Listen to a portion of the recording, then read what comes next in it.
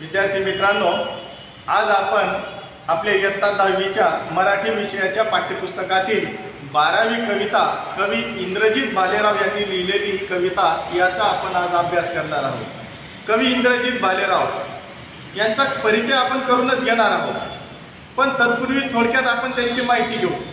कवी इंद्रजित भालेराव मराठवाड्यातील परभणी जिल्ह्यात ते मराठी विषयाचे प्राध्यापक आहेत। ज्ञानोपासक महाविद्यालयामध्ये ते मराठी विषयाचे प्राध्यापक आहेत। ग्रामीण भागातील वास्तव्य आहे। ग्रामीण भागात शेतीशी त्यांची नाळ जुळलेली आहे। ग्रामीण भागातील विषय अतिशय सुंदर पद्धतीने हाताळतात। विद्यार्थी मित्रांनो, मला या कवींचा जास्त परिचय देण्याची आवश्यकताच नाही। हे कवी आपल्या सर्वांचे परिचित आहेत। महाराष्ट्र राज्य पाठ्यपुस्तक महामंडळामध्ये 1ली ते 12वी पर्यंतची जी पाठ्यपुस्तकं आहेत त्यामध्ये त्यांच्या 5 ते 6 कविता तर आहेतच आहेत, पण आपल्या इयत्ता गुजरात राज्य पाठ्यपुस्तक महामंडळाच्या आपल्या इयत्ता 10वीच्या मराठी विषयाच्या पाठ्यपुस्तकामध्ये सुद्धा कवींची माझ्या कवितेची चव ही आपल्या अभ्यासक्रमासाठी कविता आहे। कवी इंद्रजित भालेराव फार सुंदर कविता लिहितात। त्यांची एक कविता आपण पाहू। मित्रांनो, आपण कवी इंद्रजित भालेराव यांची एक कविता पाहणार आहोत की किती सुंदर कविता ते करतात। त्यांची बाप नावाची कविता अशीच आहे, फार प्रसिद्ध आहे।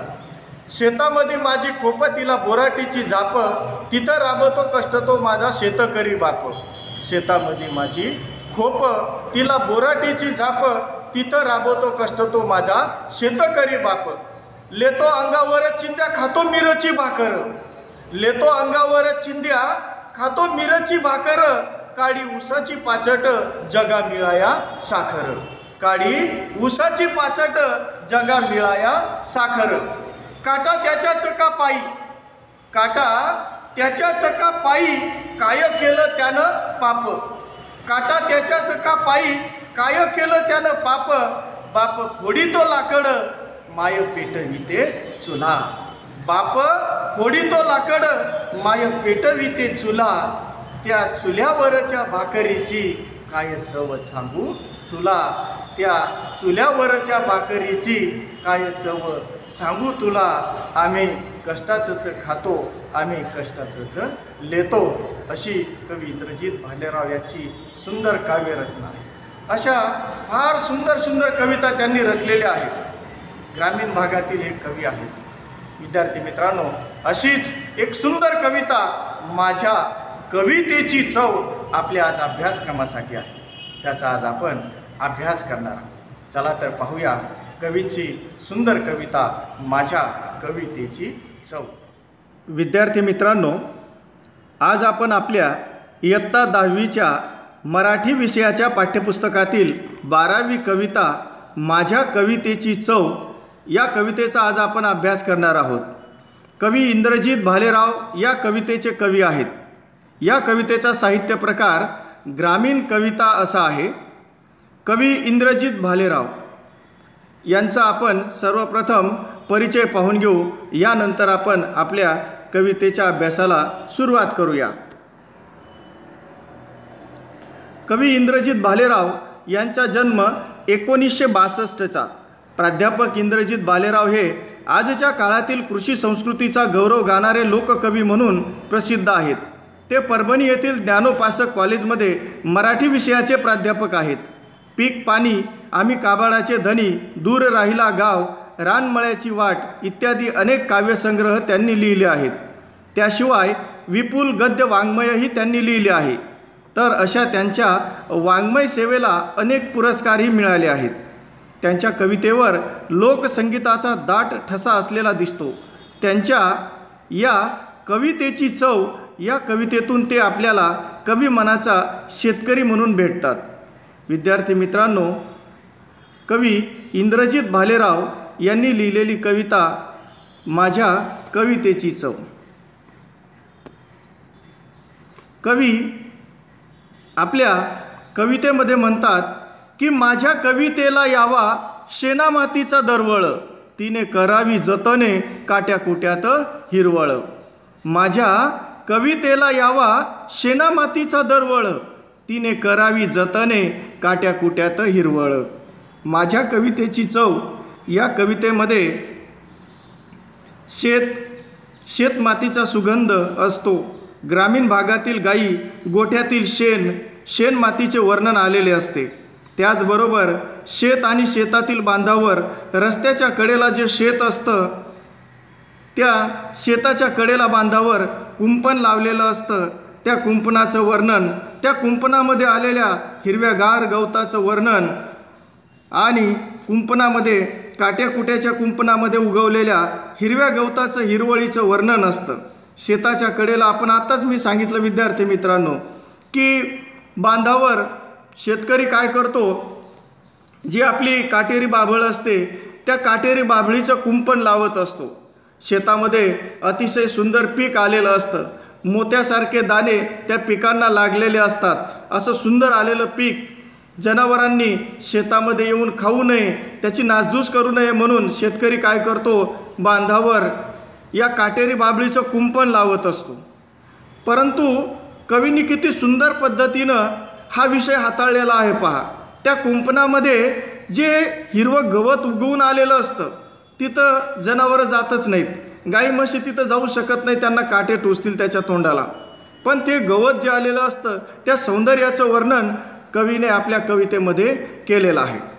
गाव म्हटलं, शेत म्हटलं, शेतकरी हा जनावरं गुरंढोरं पाळत असतो.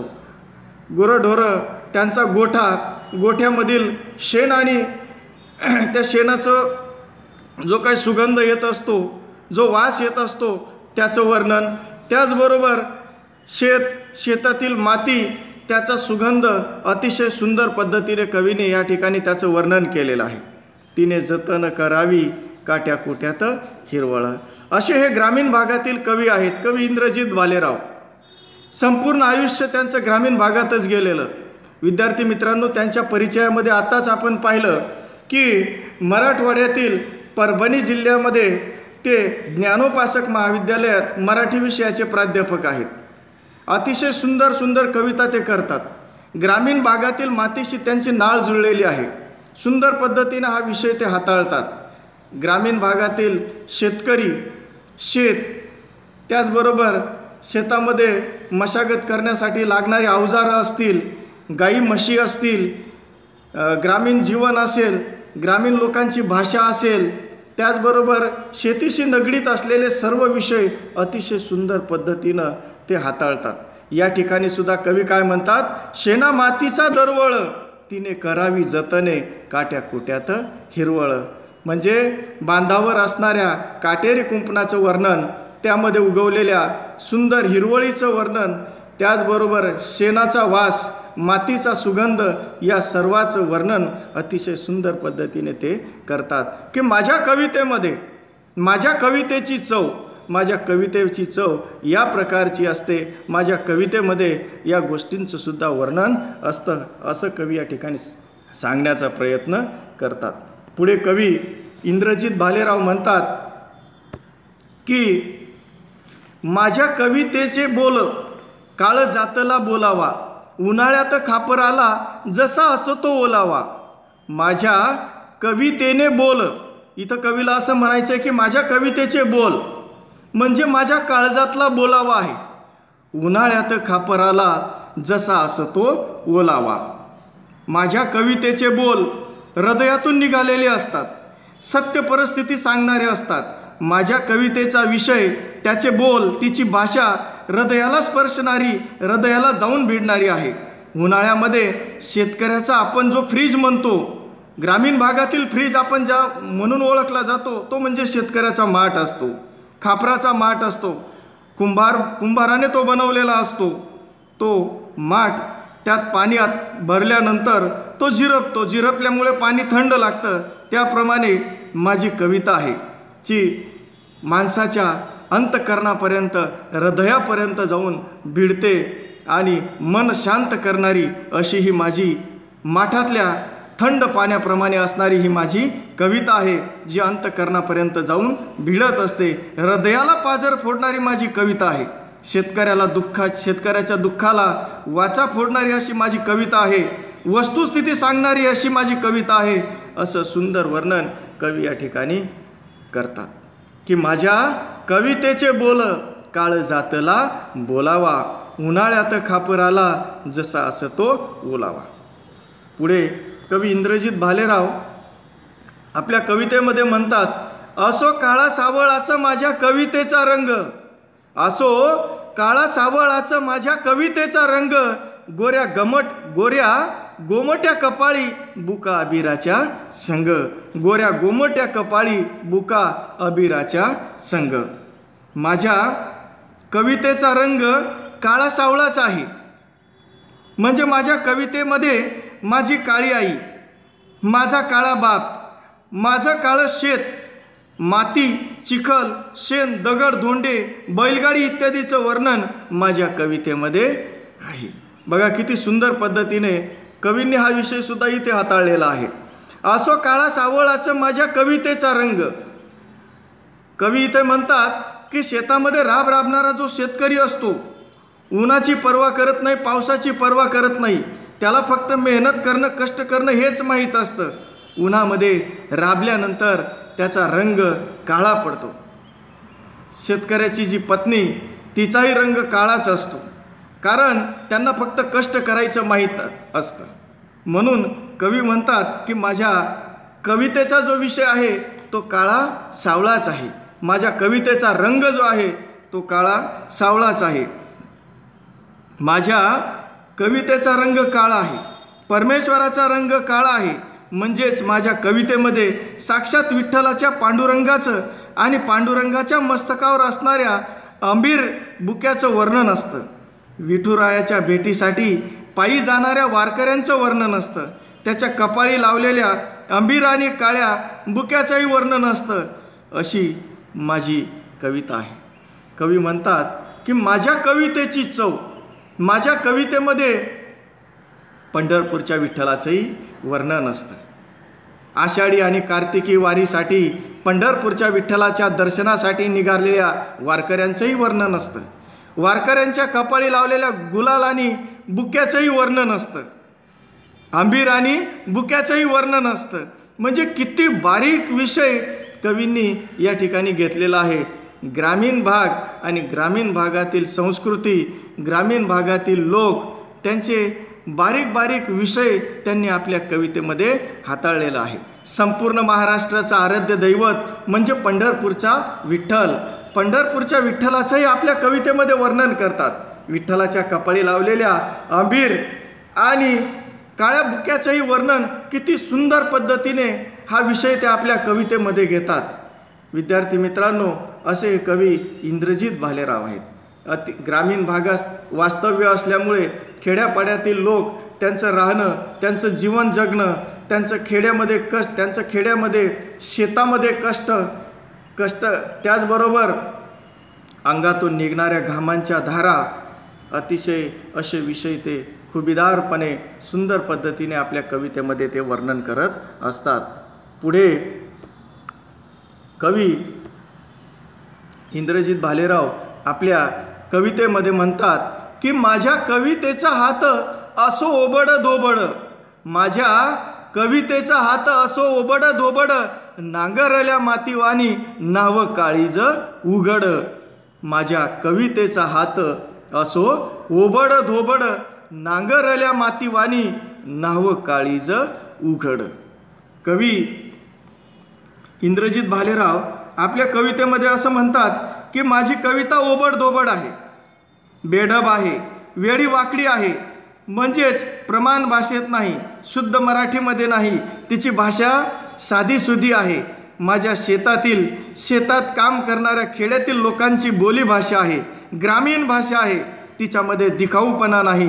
नांगरल्या मातीवाणी म्हणजेच नांगरल्यानंतर शेतातील नांगरणीने निघालेली ढेकळं आणि ती काळी शार माती, काळा रंग अतिशय उठून दिसतो त्या मातीचा. ते नांगरलेलं शेत, त्यातील माती अतिशय सुंदर दिसते, जणू नाव काळीज उघड.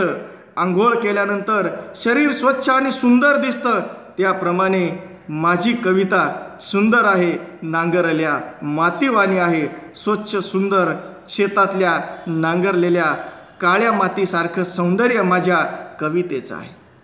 असे हे कवी, म्हणजे शेतामध्ये नांगरलेलं शेत आणि ते नांगरलेलं शेत पाहिल्यानंतर अतिशय सुंदर दिसतं.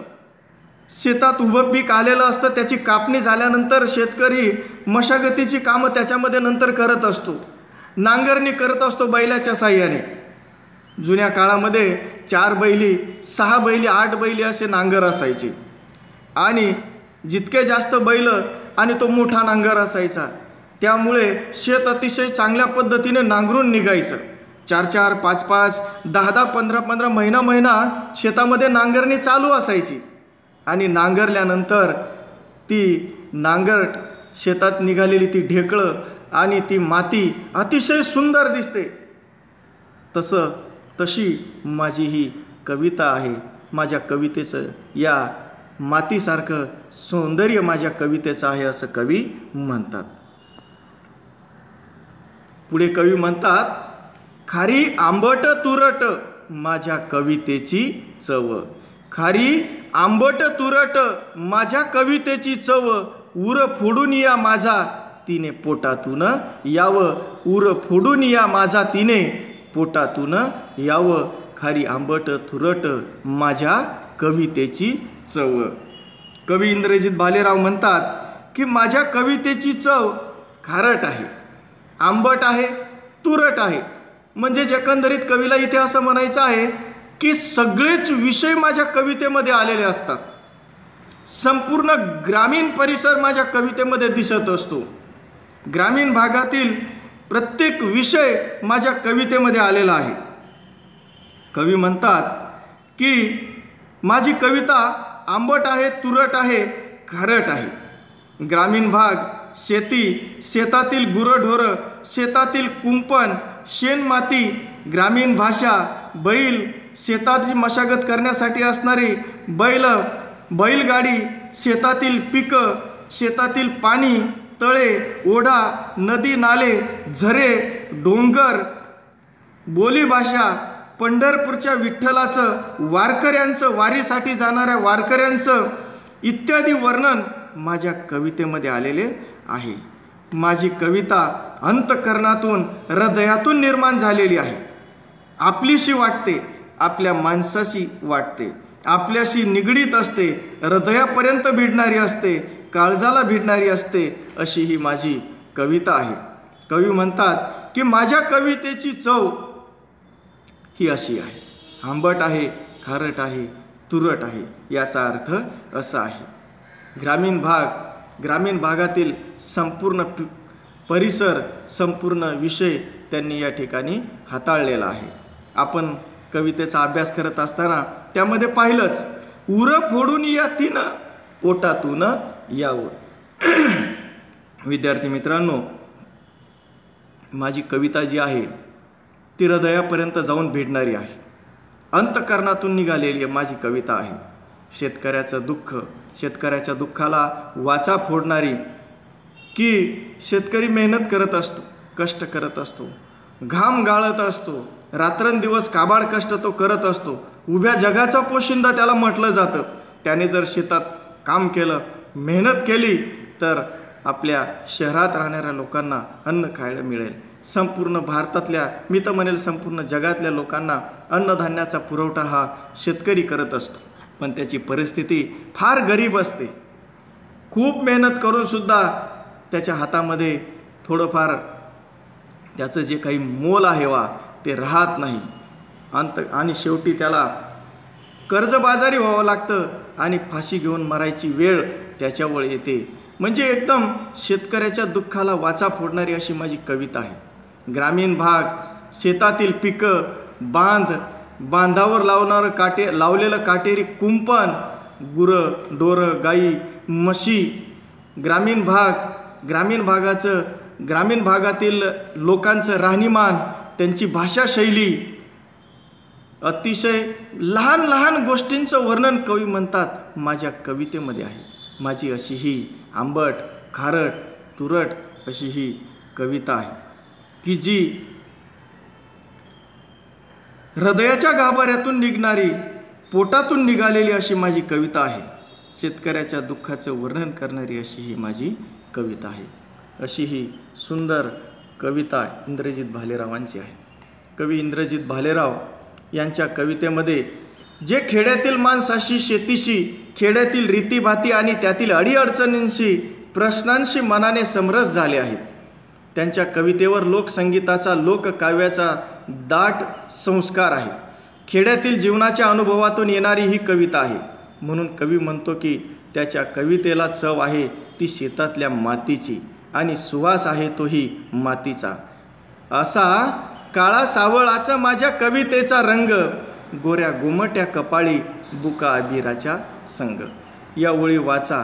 शेतातल्या काळ्या मातीशी एकरूप झालेल्या पंढरपूरच्या काळ्या पाषाणाला विठोबा, त्याच्या वारीला जाणारा सश्रद्ध वारकरी वर्ग आणि भजन कीर्तनात रंगणारे शेतकरी यांची आठवण होते.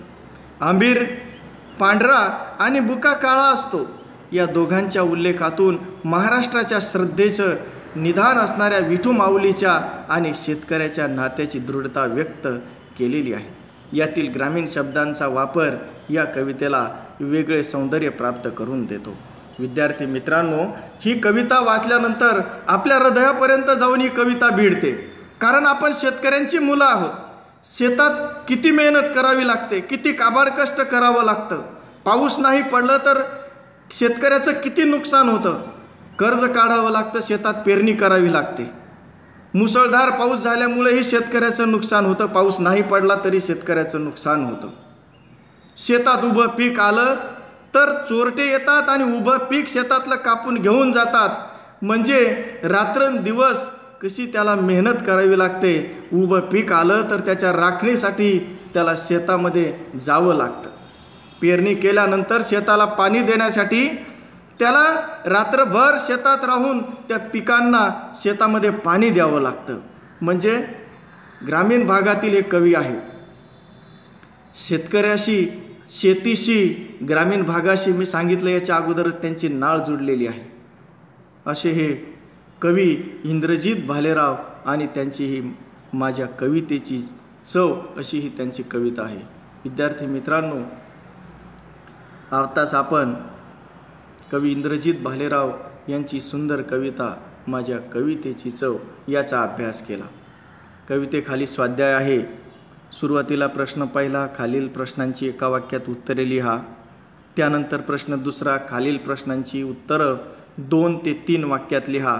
आणि त्यानंतर तिसरा प्रश्न आहे, योग्य विकल्प शोधून खालील प्रश्नांची उत्तरं लिहा. तर विद्यार्थी मित्रांनो, हा सर्व गृहपाठ तुम्हाला तुमच्या वहीमध्ये लिहायचा आहे. कविता मला 100% खात्री आहे तुम्हाला समजलेली असेलच. कारण हा विषय आपल्याशी जुळलेला आहे. आपण शेतकऱ्याची मुलं आहोत, पण परिस्थितीमुळे आपण शहरात राहायला आलो. शेती, शेतकऱ्याचं दुःख, ग्रामीण परिसर, गुरंढोरं, जंगलाचा परिसर, या गोष्टी सर्व आपल्याला माहीत आहेत. त्यामुळं ही कविता आपल्याला सहज आपल्या लक्षात येते. कविता आपल्याला समजायला सोपी जाते. 2 वेळेस 3 वेळेस पुन्हा पुन्हा कविता ऐका आणि सुंदर पद्धतीने गृहपाठ तुमच्या वहीमध्ये लिहा. विद्यार्थी मित्रांनो, मला खात्री आहे तुम्हाला ही कविता निश्चितच 100% समजलेली आहे. विद्यार्थी मित्रांनो, आज आपण या ठिकाणी थांबूया. धन्यवाद.